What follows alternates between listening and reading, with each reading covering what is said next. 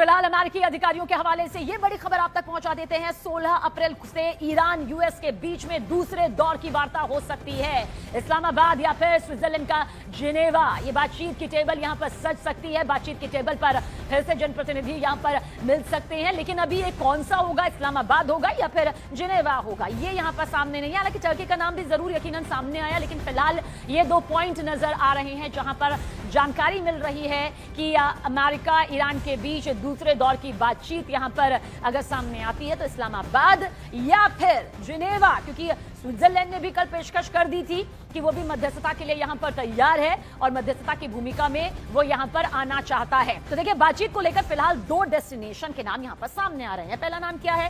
पहला नाम इस्लामाबाद का है, दूसरा नाम जिनेवा का है। और इस बीच इस्लामाबाद में पहले दौर की बातचीत देखिए हो चुकी है, लेकिन बात नहीं बनी दूसरे दौर के लिए इस्लामाबाद को या फिर जिनेवा को यहां पर चुना जा सकता है। और दूसरे दौर की बातचीत के लिए तुर्की भी यहां पर है, जो ईरान और अमेरिका के संपर्क में है। तो यानी कि इस्लामाबाद और साथ ही जिनेवा या फिर तुर्की, जिसका जिक्र यहां पर किया जा रहा है, ये तीनों नाम देख लीजिए। इस्लामाबाद जाहिर सी बात है पाकिस्तान की जमीन, पड़ोसी मुल्क की जमीन, और एक बार फिर से पाकिस्तान कह रहा है कि मैं मध्यस्थता के लिए यहां पर सामने। टर्की यहां पर दोनों के साथ यहां पर संपर्क में है, लेकिन जिनेवा स्विट्जरलैंड ने पेशकश यहां पर कल की थी और इसी पेशकश के तहत कहा जा रहा है कि टर्की जो जिनेवा है वो भी उस मंच में नजर आ सकता है। लेकिन इस बीच ईरान से बातचीत पर अमेरिकी उपराष्ट्रपति जेडी वेंस का बड़ा बयान सामने आया है। फॉक्स इंटरव्यू में, यानी कि फॉक्स न्यूज को इंटरव्यू में जेडी वेंस ने क्या कुछ कहा। उन्होंने कहा कि अब गेंद ईरान के पाले में है, ईरानी टीम डील फाइनल नहीं कर पाई, ईरान को शायद लीडरशिप से चर्चा करनी हो, हमें अपना ऑफर बता दिया है, अब आखिरी फैसला ईरान को यहां पर लेना है। अमेरिकी उपराष्ट्रपति जेडी वेंस का देखिए ये बयान यहां पर सामने आया, क्या कुछ कहा सुनिए। Some good conversations. I think it was the first time that you had ever seen the Iranian government, the U.S. government meet at such a high level, maybe in the history of the current leadership of Iran. So that's, I think, a positive. And again, we did make some progress in the negotiation. The big question from here on out is whether the Iranians will have enough flexibility, whether the Iranians will accept the critical things that we need to see in order for things to get done.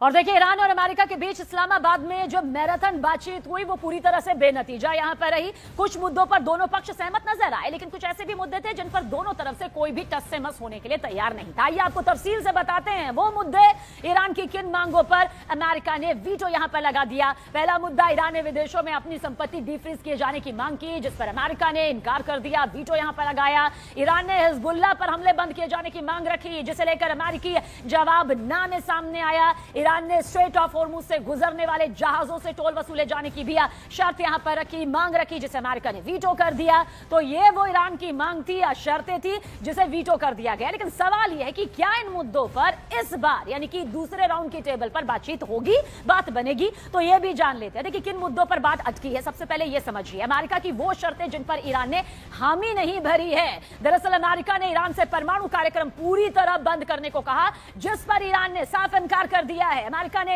Iran से संवर्धित uranium भी उसे सौंपने को कहा, जिस पर Iran ने इनकार कर दिया। तो वहीं अमेरिका ने हॉर्मुज पूरी तरह से खोले जाने की शर्त रखी, जिस पर भी ईरान ने अपनी हामी नहीं भरी है।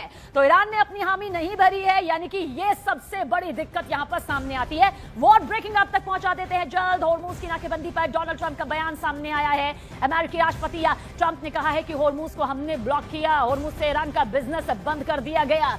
देखिए, ट्रंप अपनी पीठ थपथपाते हुए नजर आ रहे हैं कि हमने ईरान को आर्थिक मोर्चे पर एक बहुत बड़ा झटका दिया है। बिजनेस, यानी कि वो व्यापार ईरान का जिससे उसको बड़ी कमाई हो रही थी, उसे हमने झटका दिया है, बंद किया है। Right now we have a blockade. They're doing no business. I didn't like seeing boats come out if they were doing business with Iran, but if they weren't, no boats came out. So now Iran is doing absolutely no business, and we're going to keep it that way very easily.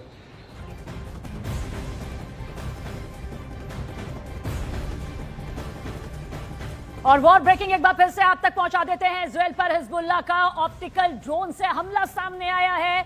Israel के शहर किरियत शमोना पर यह drone attack किया गया है। IDF ने optical drone से हमले की जानकारी भी दी है। हिजबुल्लाह के हमले में इजराइल को बड़ा नुकसान यहां पर पहुंचा है। देखिए, इजराइल पर हिजबुल्लाह का यह ऑप्टिकल ड्रोन से हमला सामने आया है। इजराइल ने जिस तरह से लेबनान पर लगातार सैकड़ों बम यहां पर बरसाए हैं, बम वर्षा यहां पर की है, लेबनान की धरती कांपी और साथ ही हिजबुल्लाह को टारगेट करते हुए उसके कई 100 ठिकानों को तबाह कर दिया, टॉप लीडर्स का खात्मा कर दिया, उसके कई नेतृत्व को यहां पर उखाड़ फेंका है, लड़ाकों का भी खात्मा कर दिया। हिजबुल्लाह में भी बौखलाहट है और यही वजह है कि हिजबुल्लाह का भी खतरनाक पलटवार यहां पर सामने आया है।